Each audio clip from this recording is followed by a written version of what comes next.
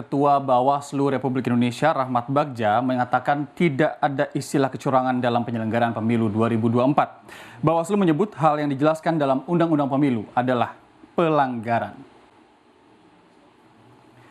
Menurut Ketua Bawaslu Rahmat Bagja, dalam Undang-Undang Nomor 7 Tahun 2017 tentang Pemilu tidak ada nomenklatur kecurangan dan yang ada adalah pelanggaran. Namun Ketua Bawaslu menegaskan tetap akan menindaklanjuti laporan masyarakat soal temuan pelanggaran pemilu.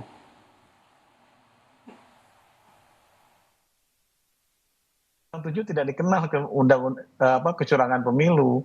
Jadi kami meluruskan ya. Nah, kalau kemudian perspektif ini masyarakat. Ini perbedaan hanya kata atau maknanya, Pak? Pertama, pelanggaran bukan hanya kata dan makna, tapi dalam undang-undang demikian. Jadi buktikan saja nanti pelanggaran yang masuk, kemudian kita akan lihat setelah kita lanjuti, kita kaji, dan pasti ya kami menurut undang-undang itu wajib menindaklanjuti.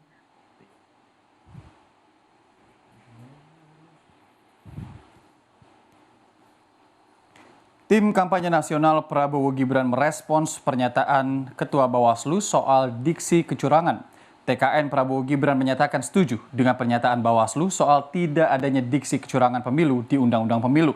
Sementara soal wacana hak angket, TKN Prabowo Gibran mempersilahkan parpol pengusung dua paslon capres-cawapres lainnya yang mengajukan.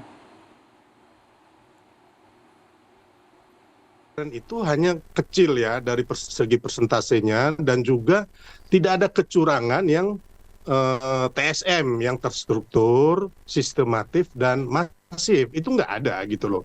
Jadi kita sepakat dengan apa yang dikatakan Bawaslu bahwa memang pesta demokrasi kali ini adalah pesta demokrasi terbesar di dunia yang berlangsung aman dan tanpa kecurangan. Lakukan kayak mereka mau bikin hak interpelasi atau angket di DPR sih sah-sah aja, itu kan demokrasi. Sementara itu, Tim Nasional Capres-Cawapres Anies Mohaimin menyanggah pernyataan Ketua Bawaslu Rahmat Bagja soal tidak ada kecurangan di dalam istilah kepemiluan. Ketua Tim Hukum Capres-Cawapres Anies Mohaimin, Yusuf Amir menegaskan, di dalam undang-undang pelanggaran yang dilakukan secara sistematis oleh penyelenggara pemilu dan aparat negara adalah bentuk kecurangan. Kalau kami dari awal, jauh sebelum terlaksananya pencoblosan sudah banyak terjadi kecurangan.